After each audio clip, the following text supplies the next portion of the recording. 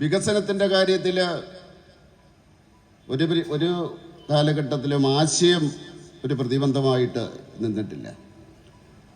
വികസനം മനുഷ്യരാശിയുടെ ആവശ്യമാണ്.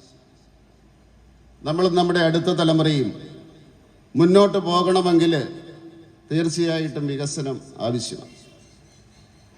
നമ്മുടെ പ്രധാനമന്ത്രി നരേന്ദ്രമോദിജി അദ്ദേഹം മുന്നോട്ട് വയ്ക്കുന്ന ഒരു ലക്ഷ്യം, അദ്ദേഹം ദൗത്യമായിട്ട് ഏറ്റെടുത്തിരിക്കുന്നത് 1947 ഇന്ത്യ ഒരു വികസിത രാജ്യമാകണമെന്നാണ്. എങ്ങനെയാണ് ഈ വികസിത രാജ്യമാകുന്നത്? 1947 മുതൽ നമ്മുടെ തലമുറ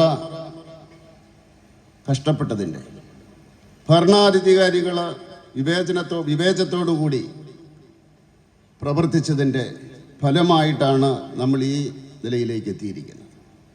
ഇനിയും പോകാനുണ്ട്. 22 വർഷ കാലഘട്ടം പോകാനുണ്ട് എന്ന് പറഞ്ഞാൽ നമ്മുടെ അടുത്ത തലമുറ.